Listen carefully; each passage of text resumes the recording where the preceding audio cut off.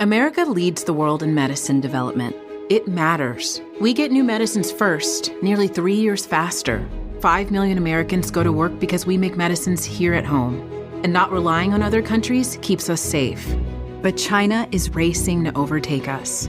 Will we let them, or will we choose to stay ahead? When America leads, America cures. Let's tell Washington to keep us in the lead. Learn how at americacures.com. Paid for by Pharma. Spring is starting at the Home Depot, and we're bringing you low prices guaranteed so you can wake up your yard this season. Shape up your lawn with top brand outdoor power tools like this Ryobi 40-volt mower with up to 50 minutes of runtime. Bring in a splash of color with spring blooms and fresh plants from the Home Depot Garden Center. Then refresh your garden beds and keep them clear of weeds with Vigoro mulch, 3 bags for $10. Start your spring with low prices guaranteed only at the Home Depot. Exclusions apply. See homedepot.com/price match for details. This is Optimal Finance Daily. What are the moral implications of spending? By J.D. Roth of GetRichSlowly.org. Most reader questions I share at Get Rich Slowly are meant to solve a problem. Somebody has a financial dilemma they're hoping you folks can help them fix. But Rita sent a different kind of question. She doesn't want to solve a problem. She wants to stir debate. Rita writes, quote, I ask myself how much is enough several times daily. My husband and I make good money, over $100,000 in combined income, own a home in an expensive city, we have 2 large dogs, and are able to buy most of what we want. I don't have a problem with normal spending, but I often feel bad when I purchase something really nice, such as a nice purse, a collectible book, etc. On one hand, I can afford these things. But on the other hand, I still feel that it's somehow wrong that I continue to buy this stuff while many people in the world cannot afford clean water and food. Just yesterday, I read an article on an entertainment site about Steven Spielberg's $200 million personal yacht. I think that this is a crazy and immoral waste of money. He could make a huge difference by using that $200 million for charity. I guess my point is, am I really any better? No, I'm not buying a yacht anytime soon, but I do buy luxury items. And someday I'd like the satisfaction of being able to buy my husband a Range Rover. He loves those cars. My husband doesn't feel guilt for having these things, but if I'm being completely honest with myself, I do. Oddly enough, I majored in finance in college, and I'm currently studying for the CFA exam. So the topic of efficiency and equity is really on my mind, end quote. 4 years ago, prompted by a thoughtful essay in the New York Times, I asked, what should a billionaire give and what should you? In this essay, philosopher Peter Singer discussed the magnitude of charitable donations from the 2 richest men in the world. Warren Buffett contributed $37 billion to charitable foundations, and Bill and Melinda Gates gave $30 billion. Singer wrote, quote, philanthropy on this scale raises many ethical questions. Why are the people who are giving doing so? Does it do any good? Should we praise them for giving so much or criticize them for not giving still more? Is it troubling that such momentous decisions are made by a few extremely wealthy individuals? And how do our judgments about them reflect our own way of living? End quote. Singer's article discusses the ethics of giving and tries to establish some guidelines. It's a fascinating read, but it's long, so budget half an hour or so. After years of dithering, I'm finally moving forward with philanthropy in my own life. I've been researching and finding causes to support. I've been exploring the possibility of volunteer tourism. And one of my goals for awesome people is to donate all profits to charity. But Rita's question is about more than just giving. It's also about consumption. When we buy things, there are ramifications across a vast economic web. This is why some people are willing to pay a premium to buy local or to buy organic. It's also why some people insist on buying American and others boycott specific items. Some people refuse to buy diamonds.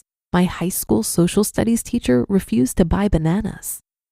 On a basic level, every time we choose to buy a comfort or a luxury, we're also making the choice not to use the money to help someone else, whether in our own community or in the world at large. To what degree is this acceptable? To what degree is this reprehensible? This goes beyond just the personal level, of course. Today, as I drove into downtown Portland, I passed the $37 million Mercy Corps building. I winced when I saw it. Mercy Corps does great work, but how much more great work could it have done with the money it spent for its new headquarters? Or what about the humble country church my family attended when I was in high school? About a decade ago, the congregation spent tens of thousands of dollars to pave the parking lot and to build a new kitchen, gymnasium, and office. Is this what Jesus would have done, or would he have used the money to help the poor? I used to think there were clear answers to questions like these. Now I'm not so sure. What is right and what is wrong? What are the moral implications of spending, especially on wants? I doubt anyone would argue that we shouldn't spend on our own needs. If I spend $1,500 for a pair of season tickets to the Portland Timbers, is this immoral? What if I also contribute $15 to a charity to make amends? $150? $1,500? And at what point am I just buying a mental pardon? Some of you will argue loud and long that there aren't any moral implications to spending. Others will argue just as loudly and just as long that every economic act carries a moral and ethical component, that our financial decisions have meaning. I can see both sides. What do you think? What are the moral implications of spending? When is it okay to buy a $200 million yacht? Is such a decision ever justifiable? Always justifiable? If Steven Spielberg also donates $200 million to charity, does that ameliorate this obscene expense? And what about on a more mundane scale? Are there any absolutes? How do you decide? You just listened to the post titled, "What are the Moral Implications of Spending?" by J.D. Roth of GetRichSlowly.org. Dell PCs with Intel inside are built for the moments that matter, for the moments you plan and the ones you don't. Built for the busy days that turn into all-night study sessions. The moment you're working from a cafe and realize every outlet's taken.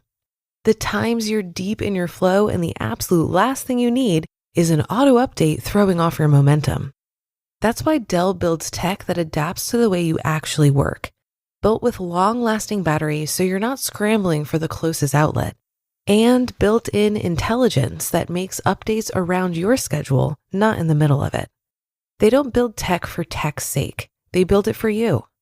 Find technology built for the way you work at Dell.com/Dell PCs. Built for you.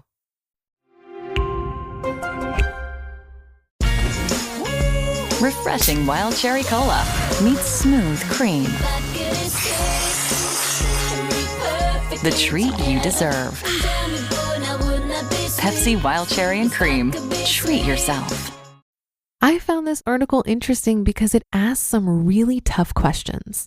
I remember hearing at one point that Oprah spends $7,000 every time she gets her eyebrows waxed, and I thought that was such a huge waste of money. But Oprah also uses her position to do a lot of good in the world. So does that outweigh a luxurious lifestyle? While I don't really feel like I live a luxurious lifestyle, the World Bank reports that half of the world's population lives on less than $5 per day. So by those standards, I'm living pretty large. Many of our judgments about spending are relative. So while some people might look at me and think I live very frugally, others may think I'm living luxuriously. Because needs and wants are highly personal and subjective, it's really hard for me to have a strong opinion on the ethics of spending money. I know for me personally, being less materialistic has been a positive for me, and I do believe that consuming less helps the planet. But I also think if I had more money and resources, I'd be in a better position to do good in the world. So no easy answers here. And that'll do it for another edition of Optimal Finance Daily. Thank you so much for joining today and every day. And I'll be back reading for you again tomorrow, where your optimal life awaits.